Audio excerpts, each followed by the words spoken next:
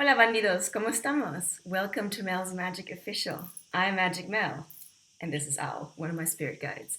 It is episode 22 of season 8, meaning the last episode of this season. I told you we're going to finish this season on a bang. You know what I mean? Meaning on a high. Because it's been a tumultuous past few weeks. I mean, you could say past year or past years. But here we are, and you know what? Things are looking brighter, brighter, and brighter, and they're feeling brighter too.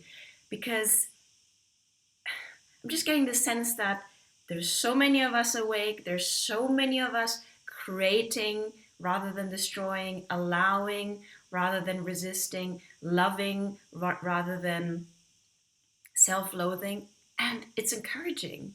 You know, this is an opportunity of a lifetime, this lifetime, to be alive right now and to be part of this transition because we are transitioning from the spiritual dark ages, Kali Yuga, into the new golden age.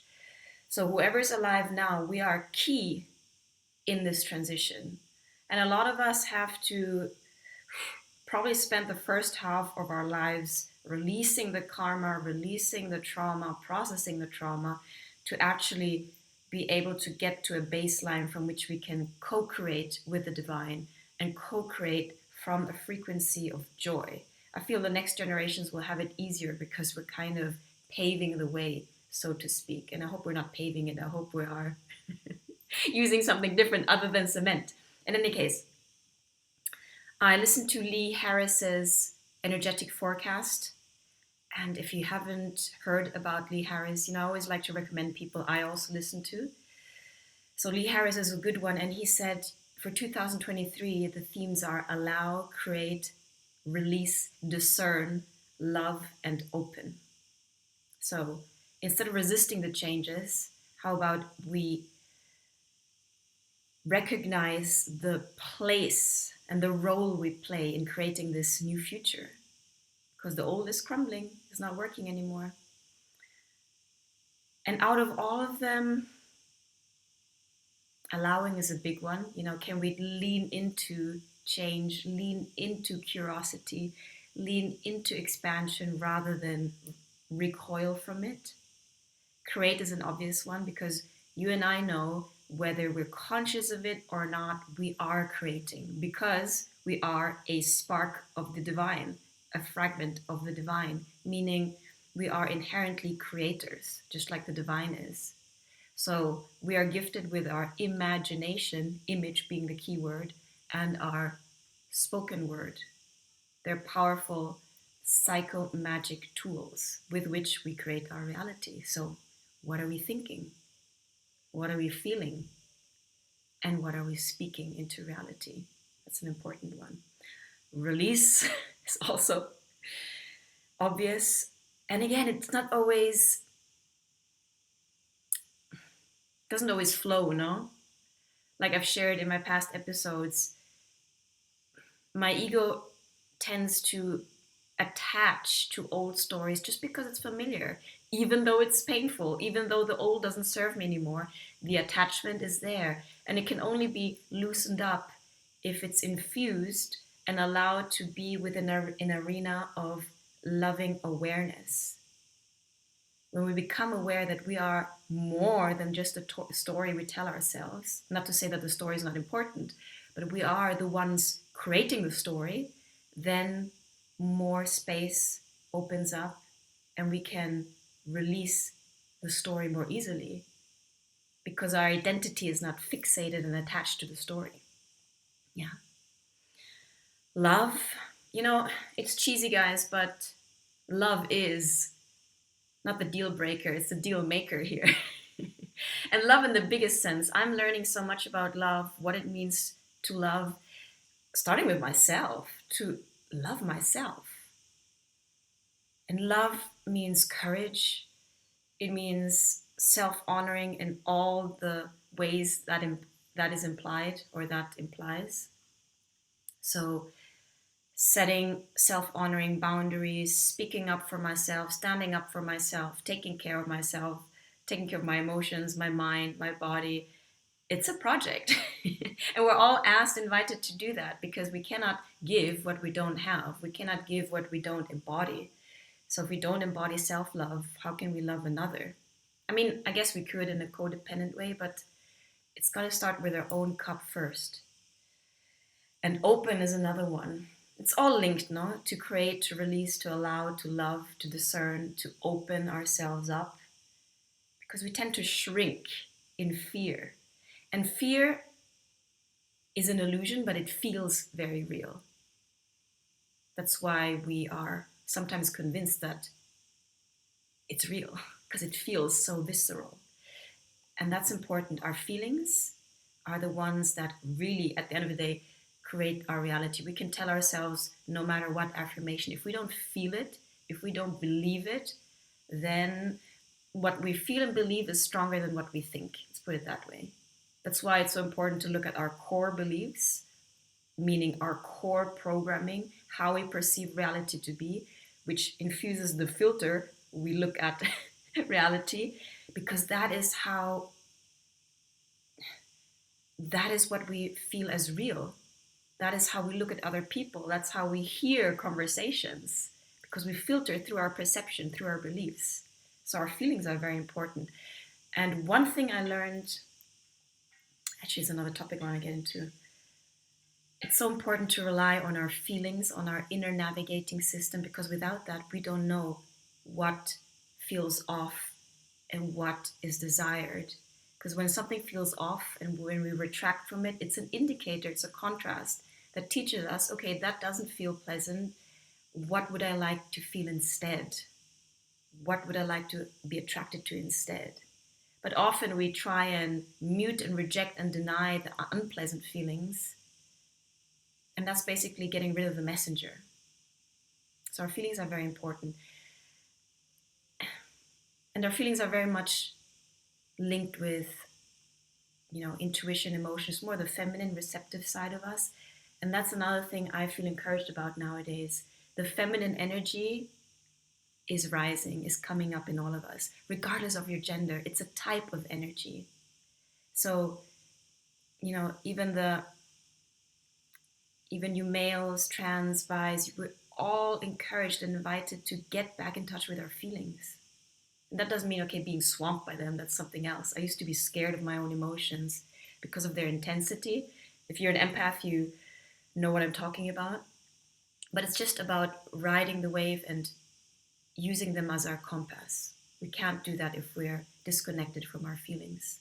So it's all coming back up. And yeah, the feminine is on the rise, a more intuitive, a more compassionate, a more empathetic way of doing things, a more tolerant, a more nuanced way. And regardless of your gender, we all have to balance these energies within us. I mean, me being a, let's say in this body, female, I used to be so much in my masculine energy. I bulldozed my own feminine energy. I was disconnected from my intuition. I rejected my own feelings. So me coming back in touch with my own feelings and intuition is the job. See, I'm a woman in this case. So it doesn't matter what your gender is.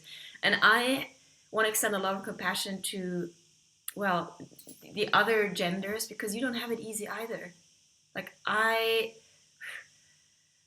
don't envy you guys, for example, who also have to deal with a lot of these old paradigms that you have to be in a certain way. You're not supposed to show your weakness, as if feelings are weakness. And then not to even speak about, bi, trans, all of the other nuanced ways of being. I mean, we're all struggling here in it.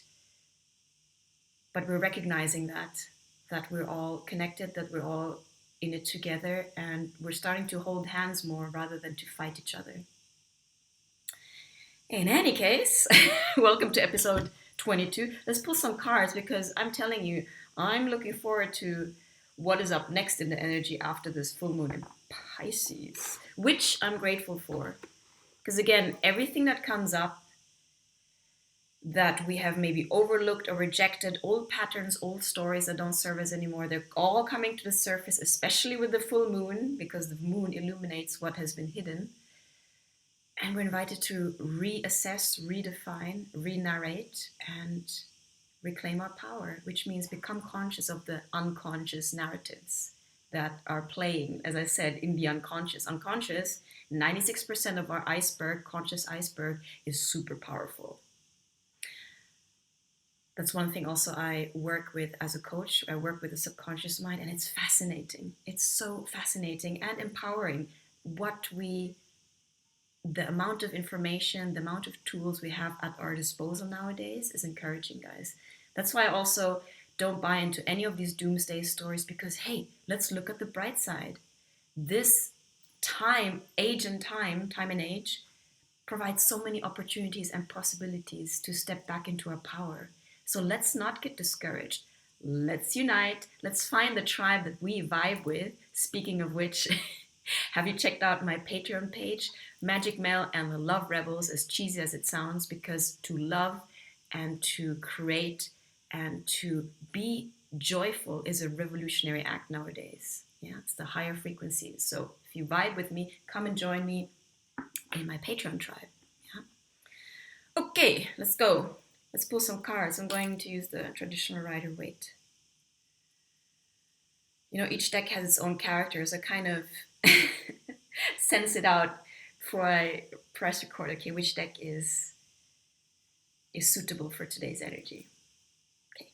Oh, that's another anecdote. That's another thing I want to celebrate. You know, we're all coming back into our intuitive powers. We're so much more intelligent than just the conscious mind. We have so many different intelligences: the intelligence of the heart, the intelligence of the gut, the intelligence of our intuition. We can tap into the field of all possibilities via intuition. I mean, come on, it's exciting to be alive.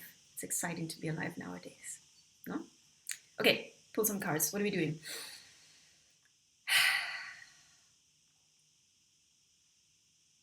Well, let's be traditional. Let's be traditional. What energy are we leaving behind? Thank you so much, dear Asa team. We salute you. Oh God, I have another anecdote I need to tell you. Maybe after the cards, okay? Maybe it's going to be super long. No. Okay, I'll tell the anecdote.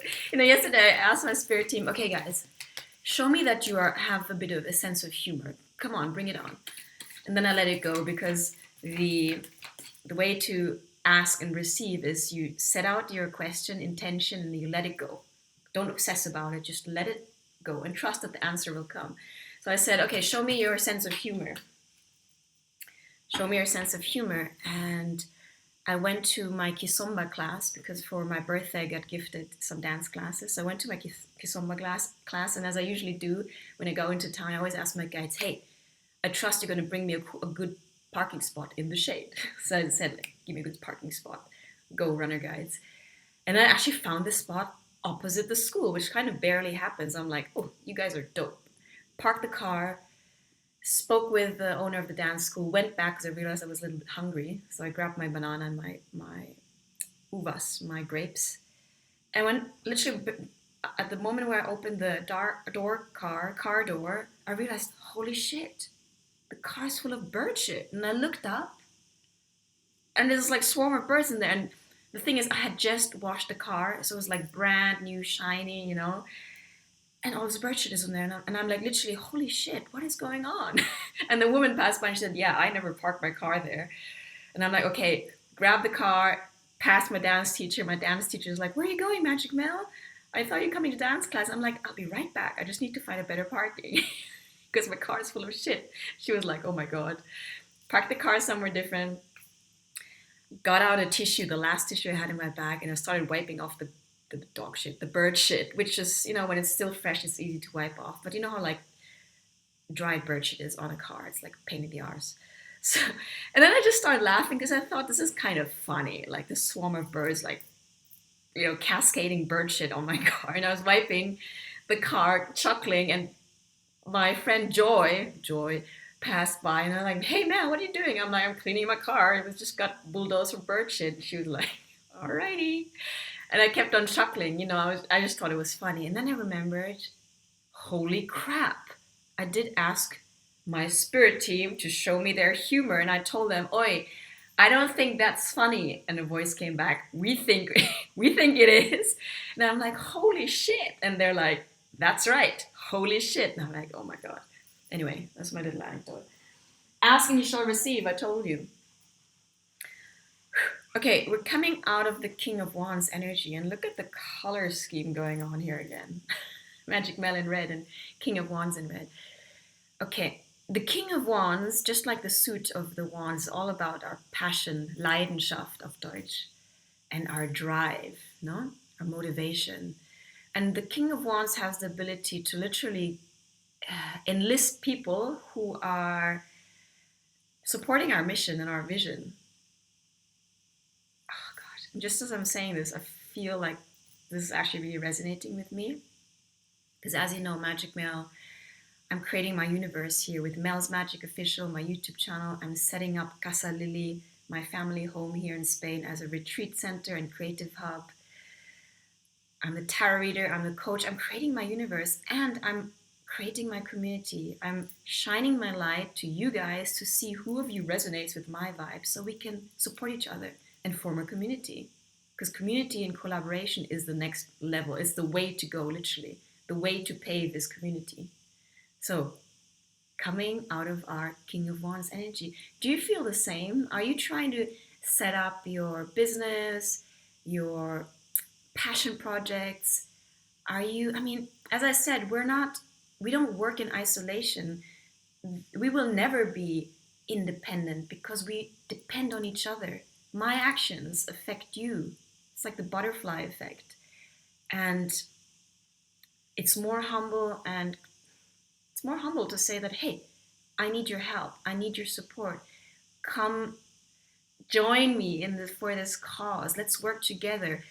I have my strengths, you have your strengths, I have my lesser strengths. I don't like to call them weaknesses, but we can complement each other because we're all different in our strengths and in what we can bring to the table. So let's work together. Let me know if this resonates with you. Then, present energy. What's our present energy? Spirit guides, Asga team. Vamos. Better be good, because I'm feeling sassy today, I'm telling you what. Hey, you also got like a pretty much good sense now of Mel's magic vibe when I'm down, struggling, when I'm high vibing. Oh, and I should focus. Let me focus. When I'm high vibing, when I'm in a more, not nostalgic energy, maybe a more, I don't even know if it's gentle energy, just different kinds of energies that we can embody. Present energy, please. Thank you so much. Thank you, Jaska team. All right. It is the Knight of Pentacles. And you know what? Look at the background. It's yellow. Yellow is all about happiness, long-term happiness. And that's something I told myself too. You know what, Magic Mel? There's no reason to rush because we have a long-term vision and things take time. We put in our effort and the universe aligns things and situations and people. So why not enjoy the ride and work steadily towards that long-term happiness? That's what the Knight of Pentacles is all about. He's got his horse, his emotions under control. He's all geared up. He's got his tools and he knows where he's going. He knows his value, pentacle in the hand. And it's kind of like a compass also. He knows what he's aiming for. He's aiming for the star. And he has a sense of direction. So slow and steady wins the race. Let me know if this resonates. And incoming energy. Thank you so much. I had a technical glitch. I think I need to clear my RAM, whatever that means. What's the incoming energy, dear Aska team? Thank you so much. I don't know. Let's have it fall out. One card, please. Thank you. Okay. Incoming energy is the Seven of Wands. Seven of Wands, the way I read it from this card now, is all about standing up for what we value, standing up for what we believe in. Because the path towards our vision is filled with challenges, but that only strengthen us. They only make us more resilient. I know it sounds cliche, but it's like a video game. We only go up the next level once we have acquired the experiences and the skills to actually deal with the next level. So it's the same with bringing our vision into manifestation. It's putting each wand at a time into the ground to build a solid foundation. And look at this dude. He's determined, he's persistent, and resilient. So, do you trust yourself to have the capacity, the tools, the skills to build that vision? You do. Don't let doubt get in the way.